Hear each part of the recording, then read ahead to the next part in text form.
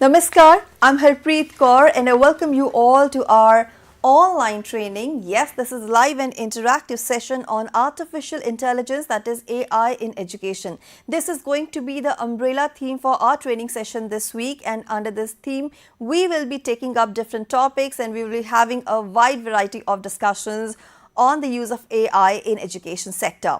You are watching this particular session of ours on our PM eVidya channel 6 to 12 and also on our YouTube channel NCERT official. This session is organized by CRET NCERT in collaboration with Commonwealth Educational Media Center for Asia, that is CIMCA. Well, the session is live and interactive, which means you can give us a call or you can write an email to us, and you can also drop in your messages. Take down our phone number, which is 8800440559. That's our phone number, and since you are watching us live on our YouTube channel NCERT official, you can always go to the comment section, put in your questions there. Any doubt, suggestion or feedback that you might be having, you can always share the same with us. And we also have a dedicated email ID for you. So the email ID is training.helpdesk@cret.nic.in. Even after watching the session, you have something to share with us, you can always write an email. You know, this is a 5-day, 5-hour training session where each day from Monday to Friday, we dedicate 1 hour between 4 and 5 p.m. to the training session. Today is day 1 of the training session, and the topic that we will be taking under this umbrella theme is Introduction and Evolution of AI in Education. We all know that artificial intelligence or the use of ICT in education is like hand in glove. AI technologies, well, they have improved the learning experiences. Also, it caters to personalized education. But how it came forward, how it originated, and what we are looking forward to when it comes to the use of AI in education, we will be talking about the same in length today. So let me introduce you all to our guest for the session. We are joined by Dr. B. Shadrack. Sir, namaskar and welcome to the session. Namaskar. Sir is director of CIMCA, New Delhi, and he'll be sharing some important insights regarding today's topic. So sir, before I jump into questions and I ask you about all the things in detail, I request you to kindly share with us a brief overview of what exactly we are looking forward to in the session. Thank you, Harpreet ji. Thank you for having me in this session. First of all, I would like to also thank the various people who are involved in this effort. To start with Dr. Behra, Amarendra Behra, and Dr. Angel Ratnabai. I would also like to thank Ms. Nabila Atta, my own colleague, who has put together this event, and Dr. Upadhyaya, who would step in for me in the Hindi version. And now this has been a very important partnership for us at CIMCA with NCERT, and we believe that through this medium we are able to reach out to a large number of teachers. So to begin with, what I am going to cover in this particular effort, this is the first day of the 5-day program, as you mentioned, and today I am going to introduce the concept of AI basically from the point of view of how AI actually operates. Now, I'll throw some opening statements, if you allow me to do so. Please, sir, please. And then thereafter, I'm going to introduce the idea of AI, its evolution, the theoretical foundation, and the conceptual framework of AI. And I would also like to orientate the teachers who are going to be benefiting from this 5-day, 5-hour workshop in terms of how they could benefit by using AI in their educational practice. And I would also touch upon some of the examples of how AI has impacted, in which areas of educational field AI is impacted. Right. And I would wind up by providing some closing remarks, if that's okay with you. Right. So, we're looking forward to the session and all the things that you'll be covering. So, I just want to ask you, what makes AI so special or so relevant and important in 21st century? Because it has brought a drastic revolution, in the educational sector. We are talking these days about virtual labs, AR, VR, immersive technologies and everything. So, how do you think AI is actually leaving its impact in education? So, as such, education itself today is very different from how education was almost 2 centuries. And I would like to not only pause here and mention the national education policy, which is given a steer, but in the last say 10 or 20 years, we have seen education change dramatically. Now, with the advent of AI, you mentioned about AR, VR, extended reality opportunities, but we are going away from the typical brick and mortar kind of a setup to more virtual and technology enabled. So, that is a major change. The second major change, as brought in by the NEP, is that education is no longer teacher centered. Yes. Or content centered. Yes. Education is more learner centered. Student centric. So, that is a major change. And we have seen, as I mentioned in the recent years, human computer interaction, the virtual labs and extended realities that have come into play. We have also seen the advent of artificial intelligence, which has dramatically changed the way that we are looking at, not only in the education field, generally in the all walks of life. Now, AI has brought in adaptive learning practices. AI has brought in opportunities for educators to actually transform education by gaining much more insights and understanding of how learners learn today. And moreover, it has brought us to a situation where if we are not really agile, we are facing a situation where AI will not push the teachers aside, but AI trained teachers will push the teachers who are not trained in AI aside. So, that is the kind of a situation we are facing in. So, in that context, today's and the next 5 days, this training program is extremely very relevant, Harpreet ji. Right. So, sir, is AI some new phenomenon, because it has gathered some momentum, off late? So, has it always been there, or it is just introduced lately in educational sector or otherwise? Well, this is where we need to understand the different eras of AI. And I would call it, there are 4 eras of AI that we have moved ahead with. The first era, which started in the 1950s, is something that mimicked human beings. So, there was an attempt with Alan Turing, who wrote a paper at that time, which was called Computer Machinery and Intelligence. And that gave birth to a concept called the Turing test.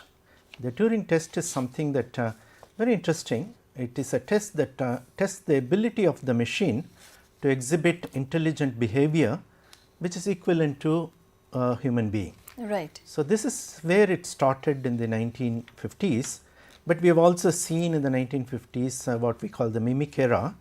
The Dortmund Summer Research Project on Artificial Intelligence as way back in 1956. We also saw John McCarthy publishing recursive functions of symbolic expressions and their computation by machine.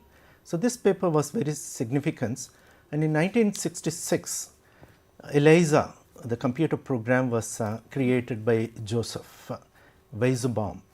So, this is the kind of a mimic era, which was followed by the second era, which we call the AI summers and AI winters. When I say winter, that is where AI did not really take off. People really lost hope in AI.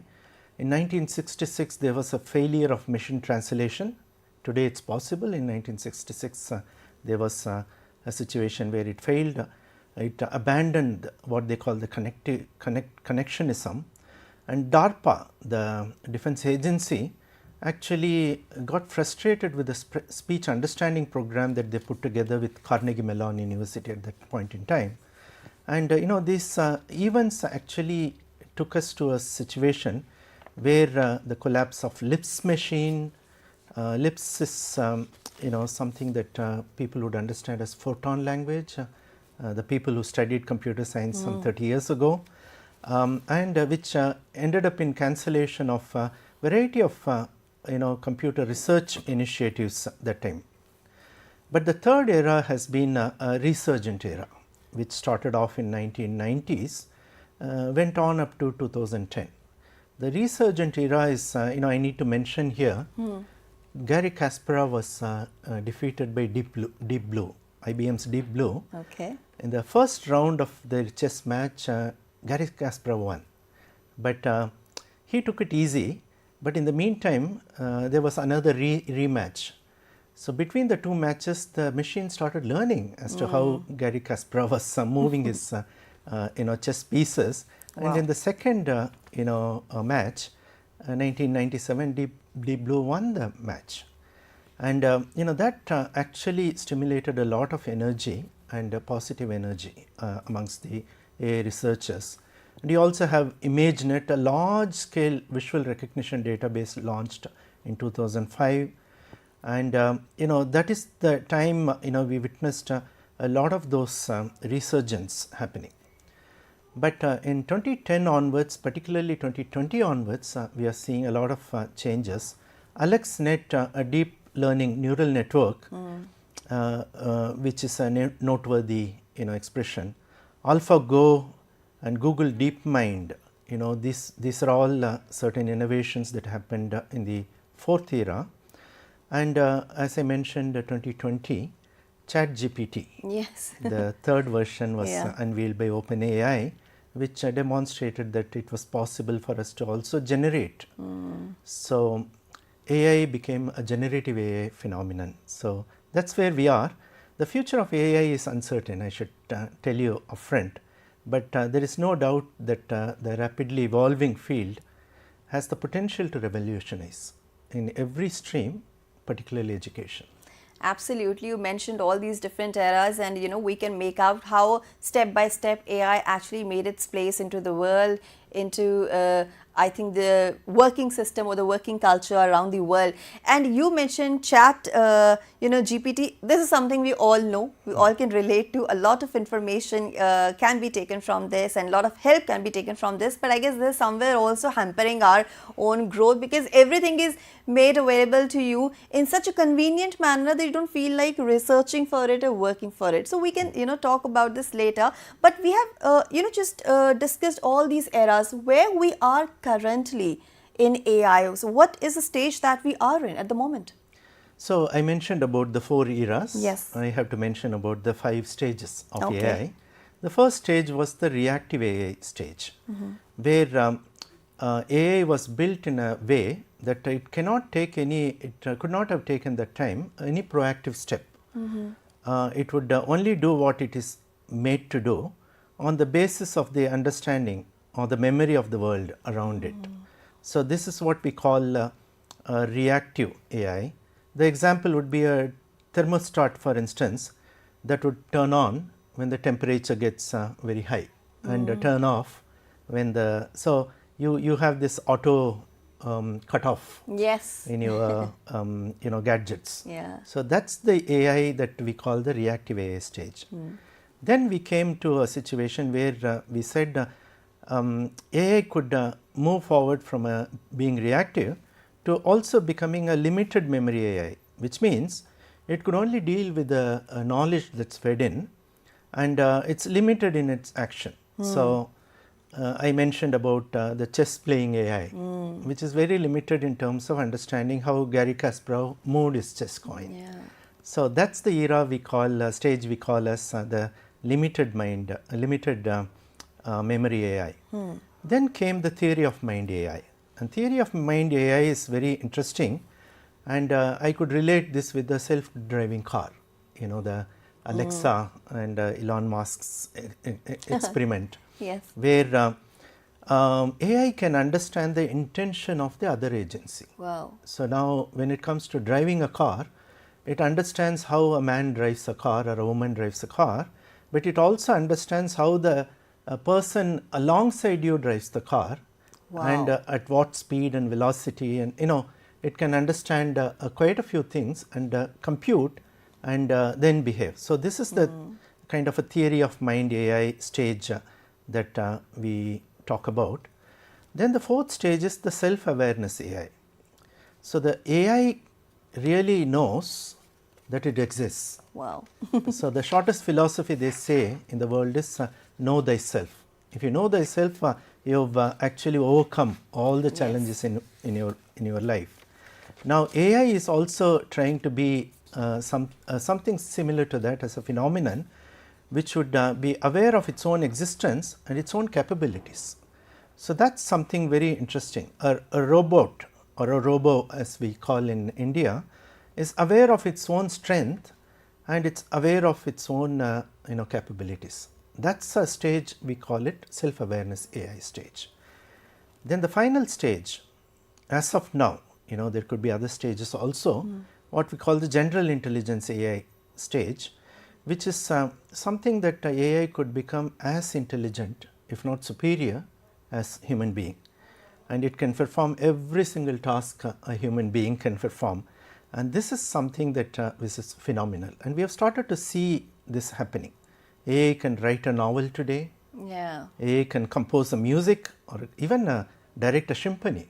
Yes. Where thousands of artists with different instruments could come together, and it can design a new car and so on. So, these are the 5 stages that we are looking at. Currently, we have gone past the first 3 stages. We are actually experimenting with the 4th and the 5th stage, and I am sure within our lifetime we would go to the 5th stage, Right. if not beyond that. So, that is my hunch. Well, AI is certainly, reading our minds, I can say that, and it is doing exceptionally well. This is remarkable.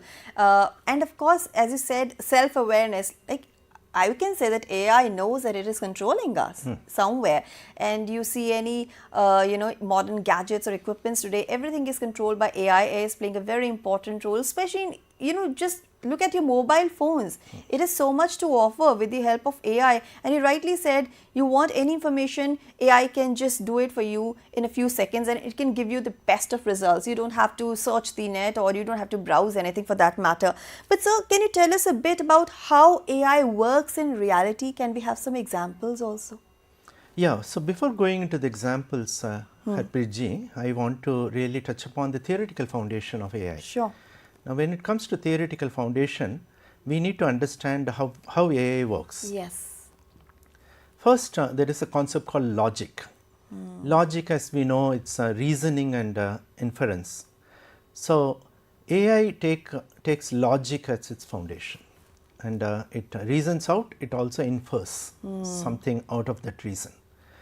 And there is also a concept called probability, which is the foundation for AI, where probability is around chance and uncertainty, because probably we say. Yeah, probably. So, it is taking a chance and uncertainty. So, that also provides a foundation for AI by providing a way to represent uncertainty and make decisions in the face of it. Yeah. For instance, climate change, it is an uncertainty. Yes. Now, AI can actually reason it out, infer, but also take chance and predict. So, that is another concept called probability. And can give the disclaimer that it's a probability. It Yes. can happen, may happen, may not happen. May not happen. But AI also is founded on a concept called machine learning. Yeah. And we have all heard about AI and machine learning as a kind of a Yes. twin item on the menu. So, machine learning is a field of computer science, which we all know, where the machine learns from the data that it has been fed to, and improve on its own performance over a period of time. So, in other words, computer constantly learns, and the phenomenon of machine learning is something which is a foundational aspect. Then you also have something called data mining. So, it does not really learn only from the information that you feed into the system, but it also goes around mining data. Wow. Which means it could go to billions of computers and connected nodes and gather data on the subject that we are dealing with. Right. So, data mining is something AI is founded on, where it on the basis of data, it also finds the patterns.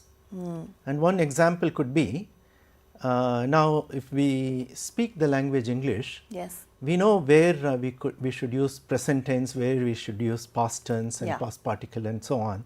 So, AI is able to understand the pattern, language pattern, Wow. and makes predictions as to what would be the next word that I would utter. If I had uttered 7 words and leave AI the opportunity to fill the blank, Yes. it could fill in Can the do blanks. that, So, yes. this is how AI has actually been founded. But I also need to say a few words about the theoretical, the foundation, and what kind of concept drives AI is something that we should all look into. Now, I mentioned about Alan Turing test, I mentioned about Lisp, I mentioned about quite a few of other innovations during that time. But conceptually, AI, as I mentioned, is a entity that works on the knowledge base. So, we talked about knowledge that's fed in. Okay. It also has an inference engine. So, on the basis of knowledge that it has, it starts inferring as to what might happen next. Then it also uses something called the agency. Now, we all call the way that human beings operate as human agency. Now, AI also has something called the AI agency, Okay. which basically looks into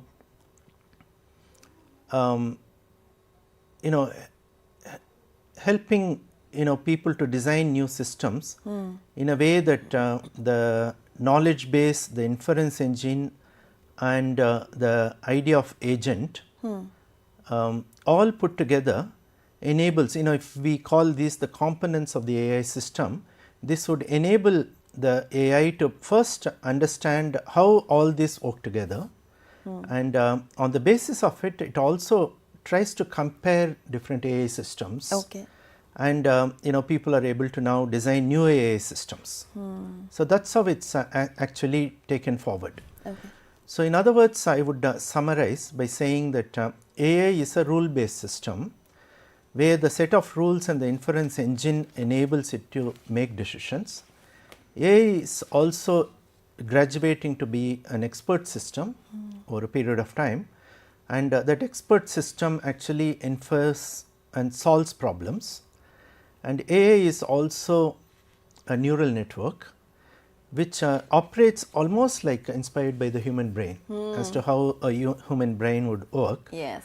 And which means, if I were to quote an example, AI would be able to recognize images. It would be able to look at you and say, oh, this is Harpreet Kaur. Yes. Look yes. at me and say that this is Shadrach.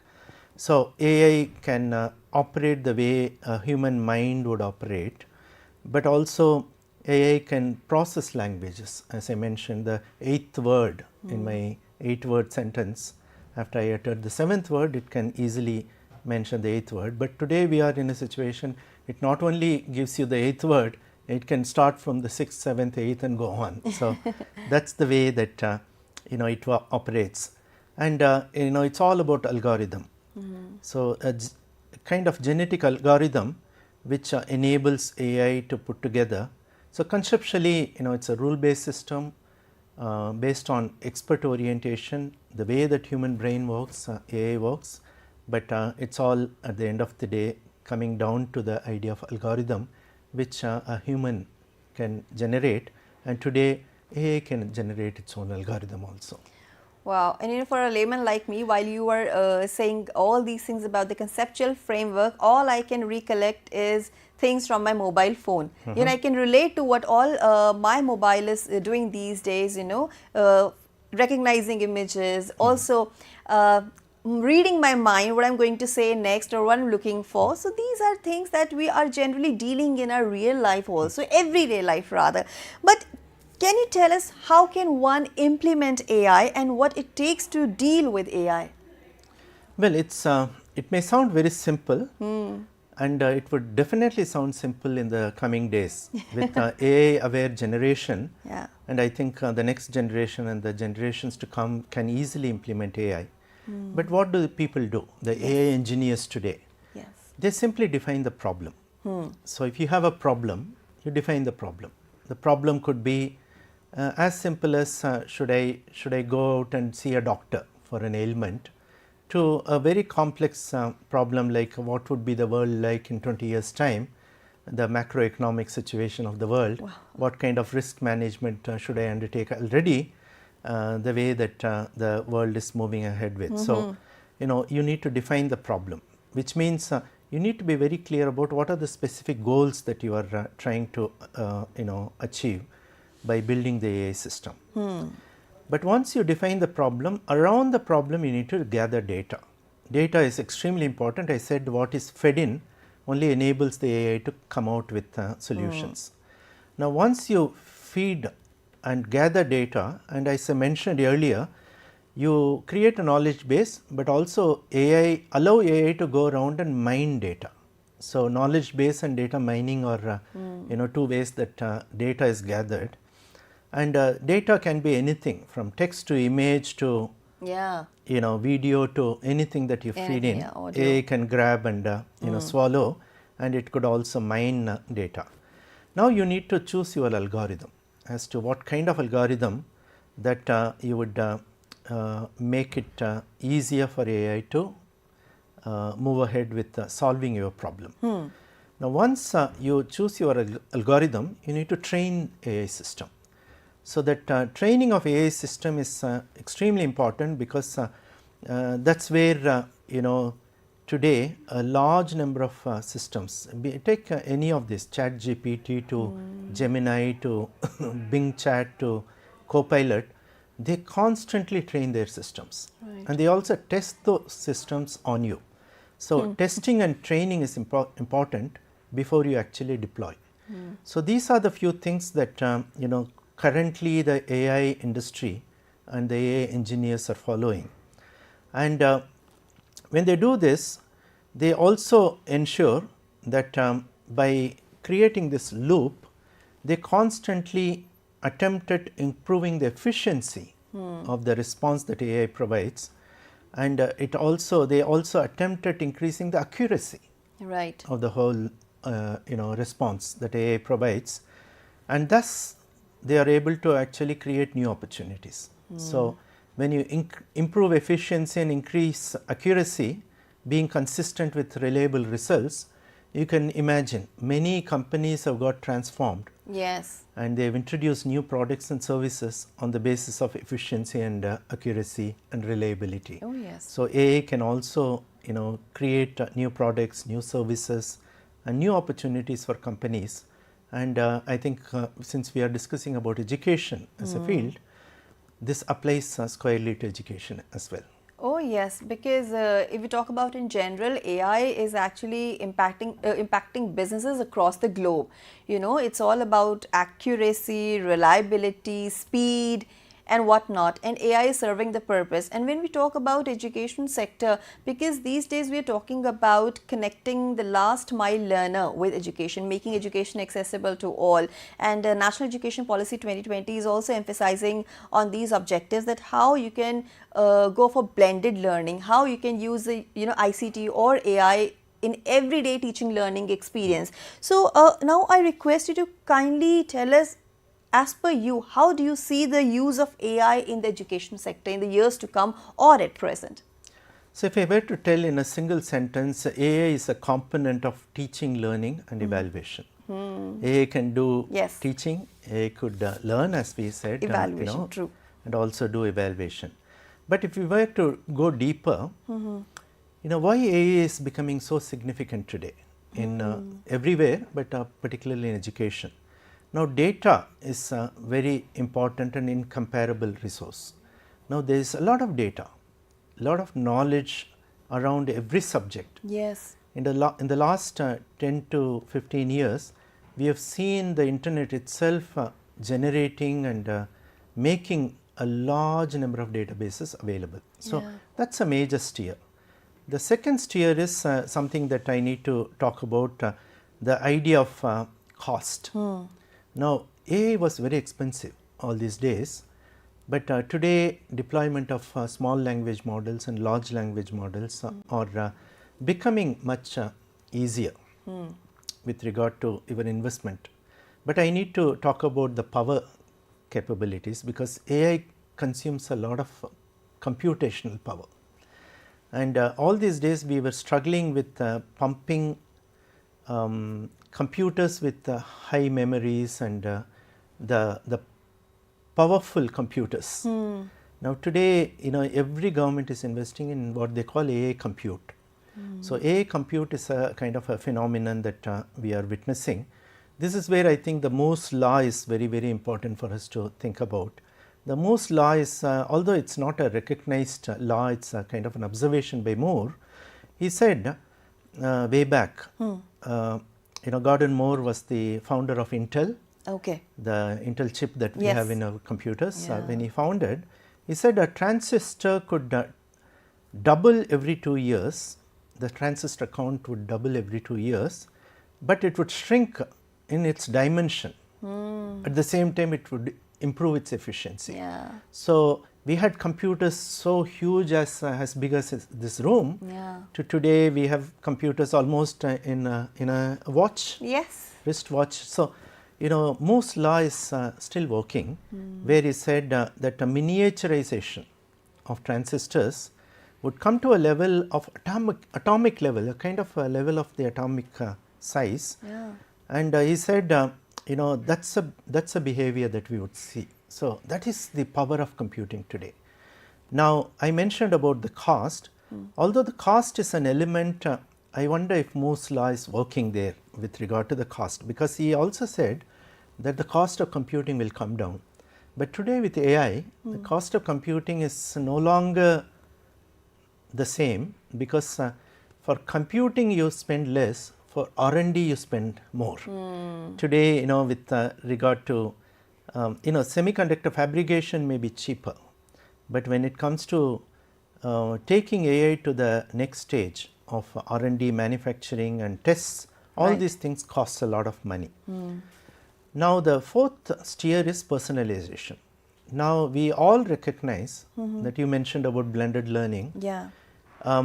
There is a concept called personalized learning. Yes. Now, every person learns differently. You learn differently, I learn differently. So, if you look at a classroom, in a classroom of 50 people, all the 50 would be learning differently. So, AI gives an opportunity for us to personalize on the basis of the learner's demand, because learners are not learning just for the sake of learning, they are also gaining an experience of. Yes.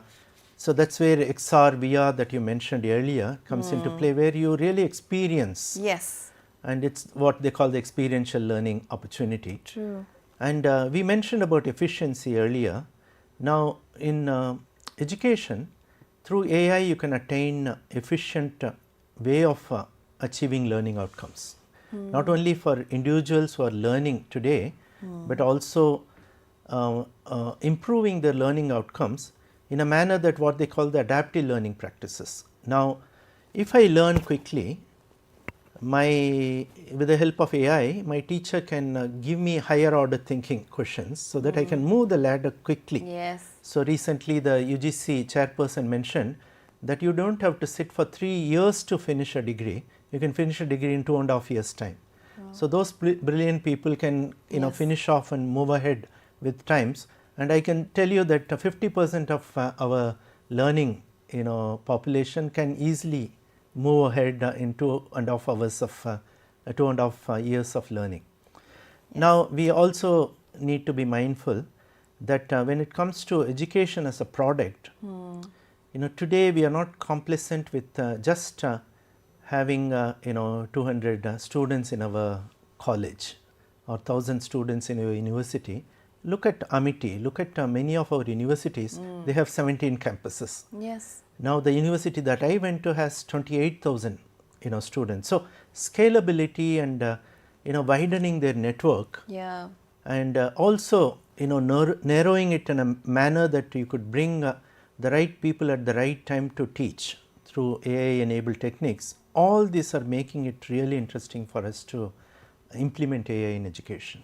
Right. You talked about people who are brilliant and can complete their degrees in a shorter span of time. You're talking about, universities expanding their horizons. Of course, we're talking about these, I think so many online educational platforms are there who are providing you degrees. You can complete a course online. And you very rightly said AI is not just about teaching, learning, it's also about assessment and evaluation. That is a very important component when it comes to use of AI technologies in education. But our education system or any system across the world has its own challenges when it comes to teaching, learning, students, teachers, or the systems in place. Do you think that AI can solve all our problems that are there in the education sector? Well, the answer is yes and no, because as you look at the situation today, the perception on AI is there are one set of people who believe AI could be panacea of all evil. Yeah. It can solve all problems. But there are also people who believe that in reality AI has ethical issues, Yeah. problems with bias. Some people say that it's very inflexible. Some people also say that it lacks creativity. And today we are vulnerable to hacking. Yes. There's a huge digital divide that persists. Today's statistics would say that mobile internet is accessed by only as many 50% of the world population. So that's a problem that we are looking at. Perception is also that a large number of people think that they would lose their jobs if AI comes into play. There are possibilities of job displacement. So you need to be constantly skilling yourself, reskilling and upskilling yourself. There is also this fear that AI can lead to weaponization. Now in the Ukraine war itself, there has been a lot of such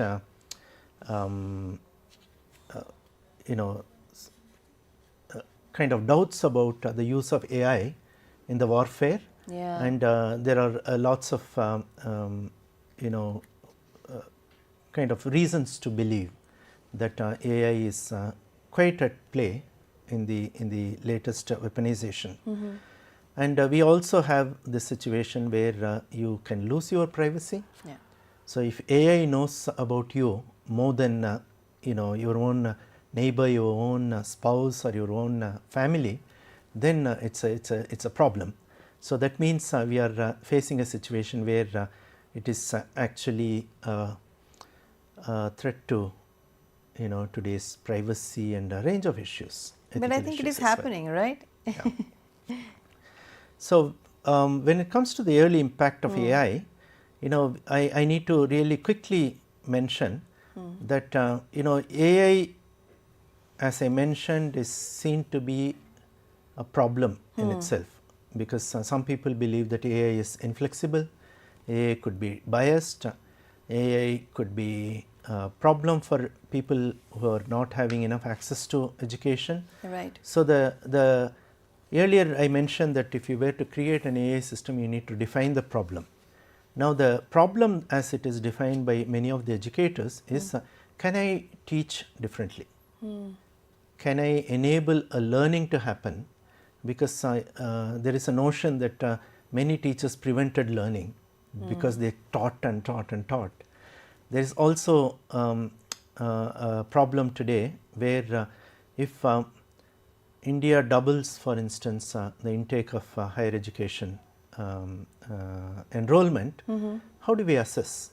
And if you give a lot of flexibility, how do we ensure assessment happens, particularly in transdisciplinary research, where I may be a professor of chemistry, but I cannot really assess answer sheets which are not chemistry oriented. So what do I do? Yes. There is also this problem of how do we really achieve outcome based education, outcome leading to the future generation which is attuned to the 21st century work, future of work and so on. And where do we see teachers? Because teachers are also fearing that they may lose their employment. But AI can also be seen to be a solution. Okay. In all these streams, whether it's teaching and learning, whether it's assessment, whether it's outcome based education, whether it's in strengthening the teachers in a manner that they could be in the thick of the game. So At this point in time, I can mention that it could be seen as a problem, but it is also a solution. Right.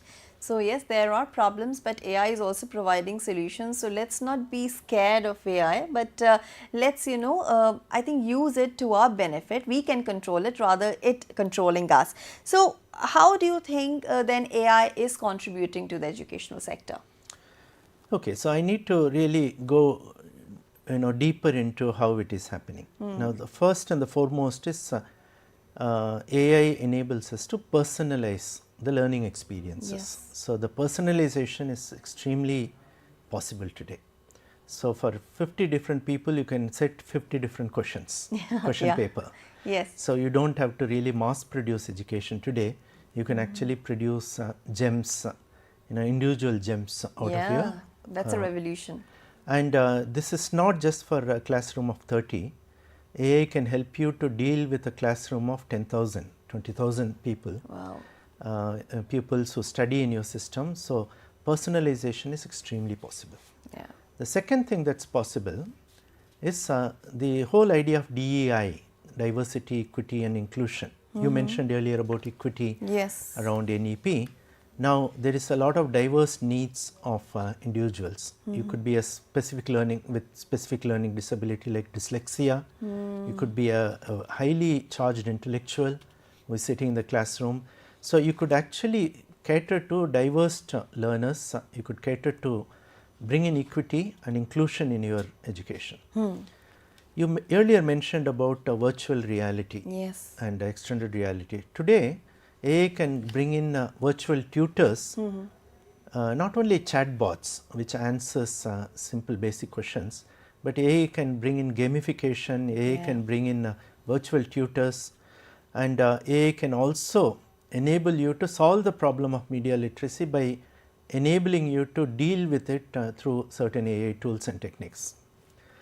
Now with regard to, this is teaching and learning.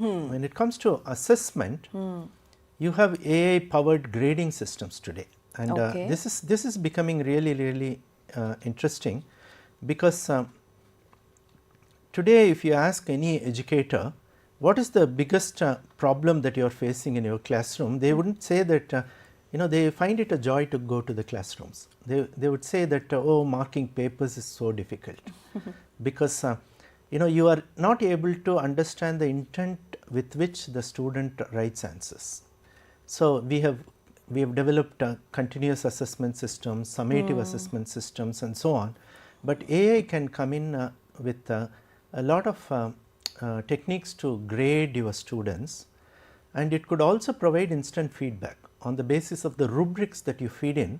AI can provide feedback on the skills and competency aspects of your learning outcomes. Right. And AI powered assessments also could enable you to make it adaptive. Adaptive assessments are also easy and possible today. And when it comes to say virtual tutor, I could cite the example of Khanmigo or Coursera Coach. Khan Academy promises a buddy, a virtual buddy for every person who learns, and Coursera promises a coach for every learner who is registered. So we are seeing a phenomenon that all these gamification techniques, virtual tutors, virtual assistants, AI powered assessment and grading, instant feedback, everything makes it very interesting and easier for us to deliver education today. Right. So, sir, now we are left with very little time. So, before closing the session, I request you to kindly, give some kind of message to our educators today that how they can deal with the future that is mostly about AI, and of course, it is going to be AI enabled, no doubt about that. Okay, so now I want to quickly run through the various apps and benefits to the education industry. I mentioned about personalized learning. There is also task automation that is possible through AI, so that teachers who actually do a repetitive job could leave that job to AI, so that they can concentrate on something much more fruitful and substantive. AI can help teachers to create content, so smart content creation is possible. We mentioned about various vulnerabilities within classrooms for children with dyslexia and disabilities. We can overcome that, we can close the skill gap. AI can be 24/7, unlike a classroom which is limited in time and efforts, and AI can actually conduct your examinations today. So, with all this, what we are seeing today is AI out in the world is able to really penetrate in every system. Yeah. Now, the market size of AI is huge. It is in healthcare industry, it's in manufacturing industry, it's in the retail sector, financial sector, and predominantly we are likely to see the size of AI market, education market, global AI in education market grow very huge. And you also see the phenomenon of apart from the European continent, you have the North American phenomenon where AI is rampant, China is, and India is actually catching up. Today with the AI India mission and very many steps undertaken by the government, although it may appear that we may have missed the first generation of investments, we are catching up, and we only hope that days to come it would be much more. So, this slide gives you a kind of a glimpse of what AI could do for you, and I would like to quickly run through. I do not want to really mention each and every app out there, but I would encourage our teachers to go to a particular article written by Matthew Lynch, where he says 26 ways that artificial intelligence can transform your education. And he goes on to saying, it can help you in adaptive learning, assistive technology can help people with disability, it can be introduced in early childhood education, it can schedule your examinations, your staff duties, it can manage your facilities and overall education management itself. And if you go down to the classroom level, the classroom behavior can be managed, lesson planning can be undertaken, language learning can be much more easier today, and a lot of opportunities to detect plagiarism, to upkeep exam integrity, to introduce connected campuses so that children from one campus learning with children in other campuses and so on. So, I would like to perhaps encourage all our teachers to go and read a lot on AI. Right. And spend the next 4 days listening to my fellow colleagues who come out and really delve deeper into these issues. Absolutely. AI has become an integral part of our lives today, and when it comes to education, AI is making inclusive education possible. Of course, it is making personalized learning, diversified learning possible, and of course, in the days to come, we will see its need, its scope, and we will be able to view AI as a tool in educational sector in a much bigger way. But for the session today, where we discussed about introduction and evolution of AI in education, I would like to thank my expert. Thank you so much, Dr. Shadrach. Thank you so much for coming here and for sharing those important insights and for contributing to the session. So, dear viewers, that was our session on Artificial Intelligence AI in Education online training program, where today we had a discussion on day 1. But as I said, this is a training program, and training means that you can take part in the assessment, you can get yourself certified, but there are certain rules that you can follow, and for that you need to check out our website. This is our website, and this is ciet.ncert.gov.in. This is our home page, and if you want to participate in the assessment, all you need to do is to land upon this page, go on the activity section and click the option of workshop and training. Here you will see 2 current activities happening, but for the moment we are concentrating on online training on Artificial Intelligence, that is AI in education. Click on the same, and here you will see why we are having this training session. We have a complete write-up over here. This is the entire schedule. Today on day 1, we talked about introduction and evolution of AI in education. Day 2, that is tomorrow, we will be talking about generative AIs for teaching and learning purposes. When you will scroll down, you will see who all can participate. Students, teachers, teacher educators, parents. This training session is open for all. Here are the objectives of the training session. This is the entire program schedule. You can see all the topics, all the experts that will be coming and participating. And now the most important part for you, how you can participate. First of all, you need to register yourself. You can do the same by either clicking on this link or scanning this QR code. You have to watch all our live training sessions very attentively. They are available on different PME Vidya channels, that is 6 to 12, and also on our YouTube channel NCERT Official. The training session has begun today, that is from 18th of November. It will be continued till 22nd of November, 4 to 5 p.m. is the timing. And after that, once you have watched the sessions carefully, you can participate in post-assessment that will take place on the last day of the session. If you score more than 70%, you will get a certificate, and that you can download from the Diksha profile page. And last but not the least, it is very important for you to share your feedback with us so that we can improve upon our training sessions. We can introduce new content and new themes for you. So you can submit your feedback by clicking on this link or scanning this QR code. If there is anything else that you would like to share, please write to us on training.helpdesk@cret.nic.in. And we keep on sharing our phone numbers with you because we anticipate your calls and we want you to participate in the session during the live session, and when the interaction is going on, please make sure that you participate and interact with the expert. So with this, it's a wrap. But before I leave the studio, let's take a quick look at the program schedule. What's all coming ahead and what all we have been through. So this is the entire schedule of the programs that you have watched during the day. We started with Yog Shakti at 8, and this is the entire list. You can watch all these programs on our YouTube channel NCERT Official. They have been uploaded there. And in a short while from now, you can watch our session Sahyog, where we will be talking about screen time and online habits. So let's focus on this program. But for the moment, this is me, Harpreet Kaur, taking leave of you. Stay tuned for educational programs on our different platforms. Namaskar.